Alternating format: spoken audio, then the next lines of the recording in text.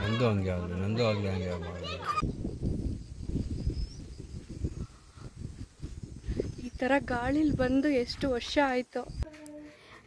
ಎಂತ ಮಳೆ ಬಂದರೂ ಚಳಿ ಬಂದರೂ ಅವಳಿಗೆ ಸ್ಲೀವ್ಲೆಸ್ಸು, ಇವಳಿಗೆ ಹೊಟ್ಟೆ ಕಾಣಂಗೆ ಇದಿರಲೇಬೇಕು. ಟಡಾ, ನಾವು ಪಾಪಚ್ಚಿ ರೆಡಿ, ವಿ ಆರ್ ರೆಡಿ. ಏ ಬೋಯ್ತಾ ಇದ್ದೀವಿ.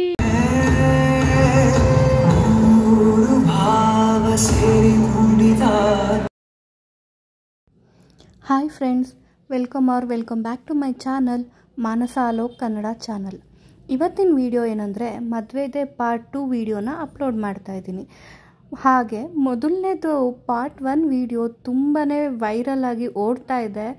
ಇನ್ನು 2 ಡೇಸ್ ಆಗಿದೆ, ಆಗಲೇ ತುಂಬ ಚೆನ್ನಾಗಿ ಓಡ್ತಾ ಇದೆ ವಿಡಿಯೋ, ನಿಮ್ಮೆಲ್ಲರಿಗೂ ಇಷ್ಟ ಆಗಿದೆ. ಹಾಗೆ ನಾನು ಜಾಸ್ತಿ ಅದನ್ನು ಎಡಿಟ್ ಮಾಡದೆ ಹಾಕಿರೋದು ಕೂಡ ತುಂಬ ಇಷ್ಟಪಟ್ಟು ಹೇಳ್ತಾ ಇದ್ದೀರಾ, ಇಲ್ಲ ತುಂಬ ಚೆನ್ನಾಗಿದೆ, ನಿಮ್ಮ ಕಡೆ ಹೇಗೆ ನಡೆಯುತ್ತೆ ಸಂಪ್ರದಾಯ, ಯಾವ ರೀತಿ ಮದುವೆಗಳನ್ನ ಮಾಡ್ತೀರಾ ಏನು ಅದೆಲ್ಲ ನಮ್ಗೆ ಗೊತ್ತಾಗ್ತಾ ಇದೆ. ಈ ವಿಡಿಯೋ ತುಂಬಾ ಚೆನ್ನಾಗಿತ್ತು ಅಂತೆಲ್ಲ ಮೆಸೇಜ್ ಹಾಕಿದ್ದೀರಾ, ತುಂಬ ಥ್ಯಾಂಕ್ಸ್. ಹಾಗೆ ಲೈಕ್ ಮಾಡಿದವ್ರಿಗೂ ತುಂಬಾ ಥ್ಯಾಂಕ್ಸ್. ಯಾರೆಲ್ಲ ಸಬ್ಸ್ಕ್ರೈಬ್ ಮಾಡ್ಕೊಳ್ದೆ ನೋಡ್ತಾ ಇದ್ದೀರಾ, ಪ್ಲೀಸ್ ಚಾನಲ್ನ ಸಬ್ಸ್ಕ್ರೈಬ್ ಮಾಡ್ಕೊಳ್ಳಿ. ಹಾಗೆ ಮುಂದೆ ಬರುವಂಥ ವೀಡಿಯೋಗಳನ್ನ ನೋಡಿ ಖುಷಿ ಪಡಿ. ಇದು ಪಾರ್ಟ್ 2 ವಿಡಿಯೋ ಆಗಿರುತ್ತೆ. ನಾವು ಮನೆಯಲ್ಲಿ ಶಾಸ್ತ್ರಗಳನ್ನೆಲ್ಲ ಮುಗಿಸಿ ಸಕಲೇಶಪುರಕ್ಕೆ ಹೋಗಿ ಅಲ್ಲಿ ಹೇಗೆ ರಿಸೆಪ್ಷನ್ನ ಅಟೆಂಡ್ ಮಾಡ್ತೀವಿ ಅನ್ನೋದು ಈ ವಿಡಿಯೋದಲ್ಲಿ ಬರುತ್ತೆ, ನೋಡ್ತಾ ಇರಿ. ರಿಸೆಪ್ಷನಲ್ಲಿ ನಾವು ಪಾಪುಗಳು ಎಲ್ಲ ಯಾವ ರೀತಿ ಎಂಜಾಯ್ ಮಾಡಿದ್ವಿ ಅನ್ನೋದನ್ನ ತೋರಿಸ್ತೀನಿ. ತುಂಬಾ ವೀಡಿಯೋಗಳನ್ನ ರೆಕಾರ್ಡ್ ಮಾಡ್ಕೊಂಡಿದ್ದೀನಿ, ಆದರೆ ಸ್ವಲ್ಪ ಕ್ಲಾರಿಟಿ ಮತ್ತು ಸೌಂಡ್ ಪ್ರಾಬ್ಲಮ್ಮಿಂದ ಕೆಲವೊಂದನ್ನು ಹಾಕೋಕ್ಕಾಗಲಿಲ್ಲ. ಈಗಲೂ ಅಷ್ಟೇ ಈ ವಿಡಿಯೋನ ನಾನು ಮಾಡಿಕೊಂಡು ಮಾತಾಡ್ತಾ ಇದ್ದೀನಿ, ಬಟ್ ಗಾಳಿ ಸೌಂಡ್ ತುಂಬಾ ಇರೋದ್ರಿಂದ ನನ್ನ ಮಾತು ಕ್ಲಾರಿಟಿ ಸ್ವಲ್ಪ ಕಮ್ಮಿ ಇದೆ, ಹಾಗಾಗಿ ವಾಯ್ಸ್ ಓವರ್ ಕೊಡ್ತಾ ಇದ್ದೀನಿ.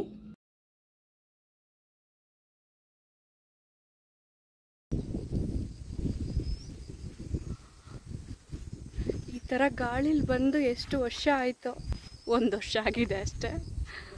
ಪ್ರೆಗ್ನೆಂಟ್ ಮುಂಚೆ ಬಂದಿದ್ದು, ಈಗ ಬರ್ತಾ ಇದ್ದೀವಿ.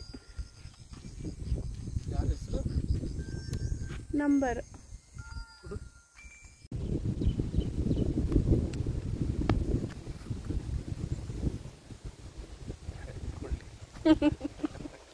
ನಾನೇನು ಕುಳ್ಳಿ ಏನಲ್ಲ ನೋಡಿ, ಅವ್ರಿಗಿಂತ ಎತ್ತರ ಇದ್ದೀನಿ. ಆಯ್ತು ನೋಡಿ,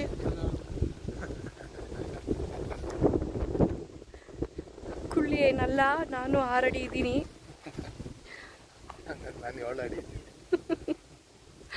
ನೋಡಿ ಗಾಳಿ ಸೌಂಡ್ ಕೇಳಿಸ್ತಾ ಇದೆಯಾ, ಎಷ್ಟು ಚೆನ್ನಾಗಿ ಬರ್ತಾ ಇದೆ ಅಂದರೆ ಗಾಳಿ. ಈ ಥರ ವೆದರ್ ಬೆಂಗಳೂರಲ್ಲಿ ಇರಲ್ಲ. ಇವತ್ತು ಸಕಲೇಶಪುರದಲ್ಲಿ ರಿಸೆಪ್ಷನ್ ಇದೆ. 3 ಗಂಟೆಗೆಲ್ಲ 3-3:30ಗೆಲ್ಲ ಮನೆ ಬಿಡ್ತಾ ಇದ್ದೀವಿ. ಮನೆಯಿಂದ ಹೊರಟು ನಾವು ಡೈರೆಕ್ಟಾಗಿ ಹೋಟೆಲ್ಗೆ ಹೋಗ್ತಾ ಇದ್ದೀವಿ. ಬುಕ್ ಮಾಡ್ಕೊಂಡಿದ್ದೀನಿ ಆಲ್ರೆಡಿ ಹೋಟೆಲ್ ರೂಮ್ನ, ಯಾಕಂದರೆ ಚೌಟ್ರಿನಲ್ಲಿ ರೂಮ್ ಇರುತ್ತೆ, ಬಟ್ ತುಂಬ ಜನ ಅಲ್ಲಿ ಸೇರ್ಕೊಳ್ಳೋದ್ರಿಂದ ಪಾಪುಗಳನ್ನ ಮಲಗಿಸೋದು ಅದೆಲ್ಲ ತುಂಬ ಕಷ್ಟ ಆಗುತ್ತೆ. ಹಾಗಾಗಿ ನಾವು ಲೇಟಾಗಿ ರೂಮಿಂದ ರೆಡಿಯಾಗಿ ಹೊರಟು ಬರೋಣ ಅಂತ. ಮೇನ್ ಏನು ಈವೆಂಟ್ ಇರುತ್ತೆ ಅದಕ್ಕೆ ಅಟೆಂಡ್ ಮಾಡಿದ್ರೆ ಸಾಕು, ಎಲ್ಲದಕ್ಕೂ ಅಟೆಂಡ್ ಮಾಡೋದು ಬೇಡ ಅಂತ. ಯಾಕಂದರೆ ಮಕ್ಕಳು ಗಲಾಟೆ ಮಾಡ್ತಾಯಿದ್ರೆ ಅಲ್ಲಿ ನಮಗೂ ಕಿರಿಕಿರಿ, ಅವ್ರಿಗೂ ಕಿರಿಕಿರಿ, ತುಂಬಾ ಪ್ರಾಬ್ಲಮ್ ಆಗಿಬಿಡುತ್ತೆ. ಆಮೇಲೆ ರಾತ್ರಿ ಹೊತ್ತು ಮಲಗಲ್ಲ, ದೃಷ್ಟಿ ಆಗುತ್ತೆ. ಹಾಗಾಗಿ ನಾವು ಸ್ವಲ್ಪ ಲೇಟಾಗಿ ಬರೋಣ ಅಂತ ಡೈರೆಕ್ಟಾಗಿ ರೂಮಿಗೆ ಹೋಗ್ತಾ ಇದ್ದೀವಿ. ಅಲ್ಲಿ ರೆಡಿ ಆಗಿಬಿಟ್ಟು ಅಲ್ಲಿಂದ ಚೌಟ್ರಿಗೆ ಹೋಗ್ತೀವಿ. ಸ್ವಲ್ಪ ಮಳೆ ಕಡಿಮೆ ಆಗಿತ್ತು, ಇದೇ ಟೈಮಿಗೆ ಮಕ್ಕಳುಗಳು ಕೂಡ ಮಲಗಿದ್ರು. ಅದಕ್ಕೆ ನಾನು ಮತ್ತು ನನ್ನ ಹಸ್ಬೆಂಡ್ ಇಬ್ಬರೂ ಸ್ವಲ್ಪ ಹಾಗೆ ವಾಕ್ ಬಂದ್ವಿ. ಯಾಕಂದರೆ ನಮಗೆ ಅಂತ ಟೈಮ್ ಸಿಗೋದೇ ಇಲ್ಲ. ಒಂದೋ ಮಕ್ಕಳು ಅಳ್ತಿರ್ತಾರೆ, ಅವ್ರನ್ನ ನೋಡ್ಕೋಬೇಕಾಗಿರುತ್ತೆ, ಇಲ್ಲಾಂದರೆ ಬೇರೆ ಏನಾದರೂ ಕೆಲಸ ಇರುತ್ತೆ. ಇಬ್ಬರು ಈ ಥರ ಹೊರಗಡೆ ಬಂದು ತುಂಬಾ ದಿನಗಳಾಯಿತು. ಅದಕ್ಕೆ ಸ್ವಲ್ಪ ವಾಕ್ ಹೋಗಿ ಬರೋಣ, ಟೈಮ್ ಸ್ಪೆಂಡ್ ಮಾಡೋಣ ಅಂತ ಆಚೆ ಬಂದು ಒಂದು 15 ಮಿನಿಟ್ಸ್ ಟೈಮ್ ಸ್ಪೆಂಡ್ ಮಾಡಿ ಆಮೇಲೆ ಮನೆಗೆ ಹೋದ್ವಿ. ಅವರು ರಿಸೆಪ್ಷನಿಗೆ ಇರ್ತಾ ಇಲ್ಲ, ಬೆಂಗಳೂರಿಗೆ ಹೊರಟಿದ್ದಾರೆ ಇವತ್ತೇನೆ. ನಾವು ಮಾತ್ರ ಮದುವೆಗೆ ಹೋಗ್ತಾ ಇದ್ದೀವಿ. ಮದುವೆಗೆ ಬರ್ತೀನಿ ಅಂತ ಹೇಳಿದ್ದಾರೆ ಸಂಡೇ, ನೋಡಬೇಕು ಏನು ಮಾಡ್ತಾರೋ ಗೊತ್ತಿಲ್ಲ.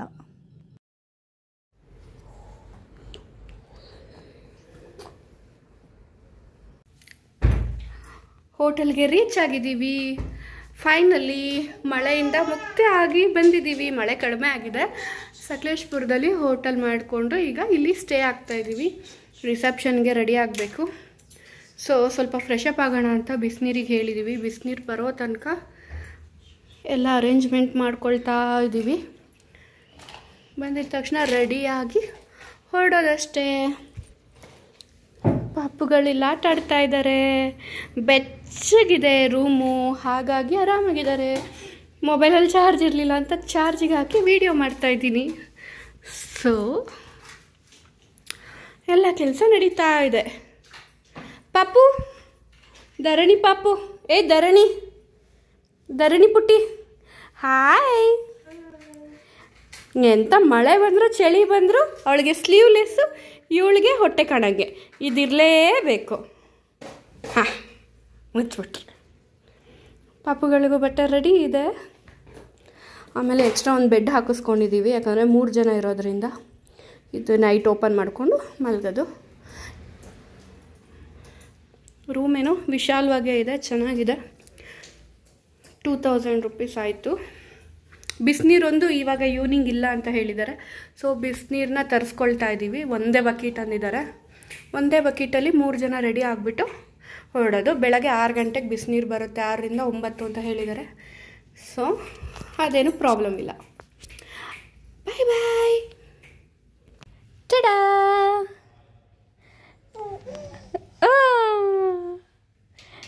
ನಮ್ಮ ಪಾಪಚ್ಚಿಗಳು ರೆಡಿ. ನಾನು ರೆಡಿ. ಕಾಣ್ತಿದ್ದೀನಾ? ಯೇ, ಪಾಪು ರೆಡಿ. Ladies also ready. ಯೇ.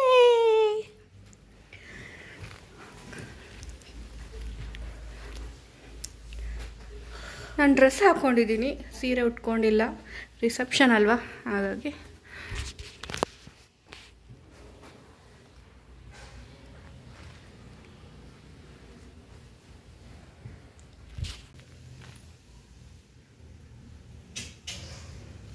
ಹೇರ್ ಸ್ಟೈಲ್ ಎಲ್ಲ ಏನೂ ಮಾಡ್ಕೊಂಡಿಲ್ಲ.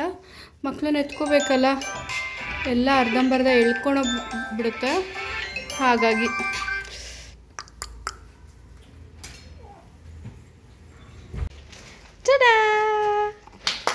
ನಾವು ಪಾಪಚ್ಚಿ ರೆಡಿ.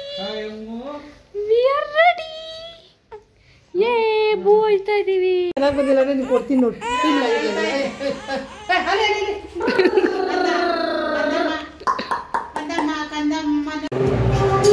ರೂಮಿಂದ ರಿಸೆಪ್ಷನ್ ಕೇವಲ ಒಂದು 5 ಮಿನಿಟ್ಸ್ ಡಿಸ್ಟೆನ್ಸ್ ಇತ್ತು. ಬೇಗ ರೀಚ್ ಆಯಿತು. ಮಳೆ ಮಾತ್ರ ತುಂಬಾ ಜಾಸ್ತಿ ಆಗಿತ್ತು. 1 ನಿಮಿಷ ಫ್ರೀ ಆಗಿ ಎಷ್ಟು ಮಳೆ ಬರ್ತಾಯಿದೆ. ಚೌಟ್ರಿಲಿ ಕಾರ್ ನಿಲ್ಲಿಸಿ ಒಳಗಡೆ ಬರೋಷ್ಟೊತ್ತಿಗೆ ಆಗ್ತಾನೆ ಹಂಗೆ ಬರ್ತಿದ್ದಂಗೆ ಪಾಪ ಮಲಗಿಬಿಟ್ಟಿದ್ದಾಳೆ. ಚಿಕ್ಕಗಳು ಯಾರೋ ಇವಾಗ ಎತ್ಕೊಂಡಿದ್ದಾರೆ. ಅವಳು ನನ್ನ ಹತ್ರ ಇಲ್ಲ. ಹುಡುಗಿನ ರಿಸೆಪ್ಷನಿಗೆ ನಿಲ್ಲಿಸೋ ಅಷ್ಟರಲ್ಲಿ ತುಂಬಾ ಲೇಟ್ ಆಗಿಬಿಟ್ಟಿತ್ತು. ಮಳೆ ಬರ್ತಾನೆ ಇದ್ದರಿಂದ ಜನನೂ ಸ್ವಲ್ಪ ಕಮ್ಮಿ ಅಂತ ಅನಿಸ್ತಾ ಇತ್ತು. ಎಲ್ಲ ಮುಗಿಸ್ಕೊಂಡು ನಾಳೆ ಬರ್ಬೋದು.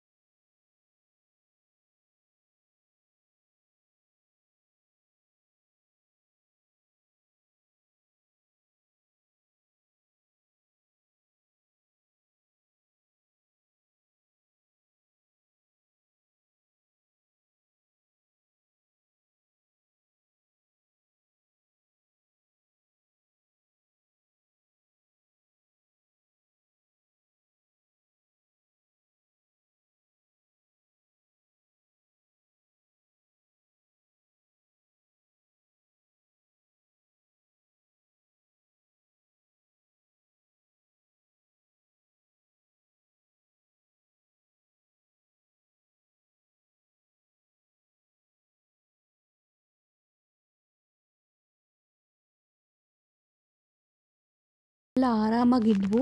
ಹಾಗಾಗಿ ನಾನು ಹೋಗಿ ಫೋಟೋಗಳನ್ನ ತೆಗೆಸ್ಕೊಂಡ್ವಿ. ಮತ್ತು ಅವ್ರಿಗೂ ಮಕ್ಕಳನ್ನ ಕೊಟ್ಬಿಟ್ಟು ಫೋಟೋ ತೆಗೆಸಿದ್ವಿ. ಯಾಕಂದರೆ ಮುಂದೆ ನೋಡೋದಕ್ಕೆ ತುಂಬಾ ಚೆನ್ನಾಗಿರುತ್ತೆ. ಒಂದು 5-10 ವರ್ಷ ಆದಮೇಲೆ ಮಕ್ಕಳು ದೊಡ್ಡವರಾಗಿರ್ತಾರೆ. ಆ ಟೈಮಲ್ಲಿ ಈ ಫೋಟೋಗಳನ್ನೆಲ್ಲ ನೋಡೋದಕ್ಕೆ ತುಂಬಾ ಖುಷಿ ಆಗುತ್ತೆ. ಹಾಗಾಗಿ ಒಂದು ಮೆಮೊರಿಗೆ ಇರಲಿ ಅಂದ್ಬಿಟ್ಟು ಫೋಟೋ ತೆಗ್ಸಿದ್ದೀವಿ. ರಿಸೆಪ್ಷನಲ್ಲಿ ಅಷ್ಟೇ ನಾನು ಆ್ಯಕ್ಟಿವ್ ಆಗಿ ಓಡಾಡೋದಕ್ಕೆ ಆಯಿತು. ಬೆಳಗ್ಗೆ ಮುಹೂರ್ತಕ್ಕೆ ಬರೋದಕ್ಕೆ ಆಗಲಿಲ್ಲ, ಸ್ವಲ್ಪ ಲೇಟ್ ಆಯಿತು. ಮಕ್ಳುಗಳು ರಗಳೆ ಮಾಡ್ತಾಯಿದ್ವು, ಅದಕ್ಕೆ ಸ್ವಲ್ಪ ಲೇಟಾಗಿ ಹೋಗಿದ್ದೆ. ಅಪ್ಪ ಅಮ್ಮ ಇಬ್ಬರು ಹೋಗಿದ್ದರು. ಅಲ್ಲಿದೇನು ವೀಡಿಯೋಗಳು ಮಾಡ್ಕೊಳ್ಳೋದಕ್ಕೆ ಆಗಲಿಲ್ಲ. ಬೇಗ ಮುಗಿಸ್ಕೊಂಡು ಮನೆ ಕಡೆ ಹೊರಟ್ವಿ. ಆದರೆ ದಾರಿನಲ್ಲಿ ನೋಡಿ ಏನಾಗಿದೆ ಅಂತ. ಬಸ್ಸಿನ ಟೈರು ದಾರಿನಲ್ಲಿ ಕೆಸರಲ್ಲಿ ಹೂತ್ಕೊಂಡ್ಬಿಟ್ಟಿತ್ತು. ನಮಗೂ ಹೋಗೋದಕ್ಕೆ ಜಾಗ ಇರಲಿಲ್ಲ.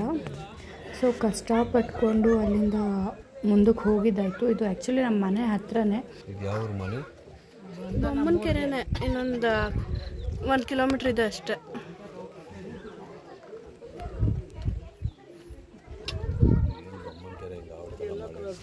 ಈ ವಿಡಿಯೋ ನಿಮ್ಮೆಲ್ಲರಿಗೂ ಇಷ್ಟ ಆಗಿದೆ ಅಂತ ಅಂದ್ಕೊಳ್ತಾ ಇದ್ದೀನಿ.